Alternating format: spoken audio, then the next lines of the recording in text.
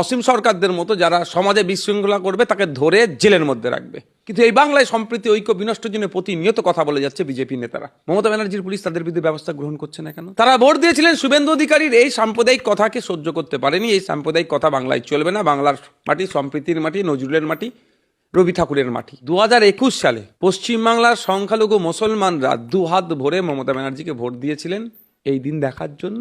হরিণঘাটার BJP বিধায়ক অসীম সরকারের বিরুদ্ধে থানায় অভিযোগ করলেন বিধায়ক নওশাদ সিদ্দিকী। পশ্চিমবাংলার একমাত্র বিধায়ক নওশাদ সিদ্দিকী, তিনি কোরআন অবমাননার বিরুদ্ধে এফআইআর দায়ের করেছেন।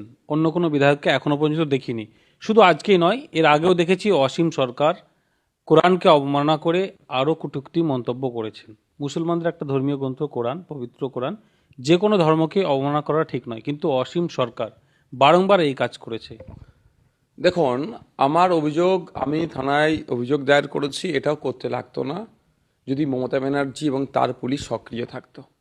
মমতা ব্যানার্জি তার পুলিশের কাজ ছিল সুমোটো করে অসীমবাবুকে ধরে জেলের মধ্যে এতক্ষণ রাখা।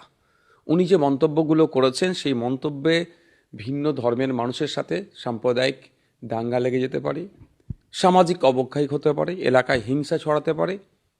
আর্টিকেল 25কে সরাসরি আঘাত দিয়েছে। কেন? এখানে ধর্মচারণের স্বাধীনতার কথা বলা আছে। গীতা, কোরআন শরীফ, বাইবেল বা বিভিন্ন ধর্মগ্রন্থ আপনি আমি পড়তে পারি, যে কোনো ধর্মগ্রন্থ, বা নাও পারি। জোর করে যেমন পড়ানোর কারো অধিকার নাই, একইভাবে কোনো ধর্মগ্রন্থকে নিয়ে ছেড়কার, মিথ্যাচার, অনাচার করা, বিদ্রূপ করার অধিকারও সংবিধান আপনাকে দেয়নি। যেহেতু তিনি একজন আইনসভার সদস্য, আমি ভাবতে অবাক লাগছে মানুষ কাকে ভোট দিয়ে জিতিয়েছে। তিনি আইনসভার সদস্য হিসাবে সাধারণ মানুষের থেকে তার থেকেও তার কাছ থেকে আরও বেশি দায়িত্বশীলতার পরিচয় আমরা আশা করি। কিন্তু তিনি অবাঞ্ছিত মন্তব্য করেছেন। শুধু অবাঞ্ছিত মন্তব্য ইসলাম, কোরআন শরীফের বিরুদ্ধে নয়, মানুষের মুখকে খেপিয়ে তোলাও এর মধ্যে হচ্ছে বক্তব্য দ্বারায়।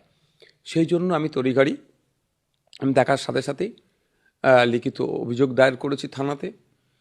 এখন দেখার বিষয় মমতা ব্যানার্জি এবং তার পুলিশ এই অভিযোগের ভিত্তিতে কি ব্যবস্থা গ্রহণ করে। সোশ্যাল মিডিয়ায় প্রতিবাদ করছে এবং প্রতিবাদে রাস্তায় নামবে বলে একটা, সামনেই তো ভোট আছে, এর আগেই এই ধরনের একটা বিশৃঙ্খলা। দেখুন, যাই করুন, আমি অনুরোধ করবো এটাই, যে ঘুরে ফিরে আবার বিজেপির হাতে যেন অস্ত্র না উঠে যায়।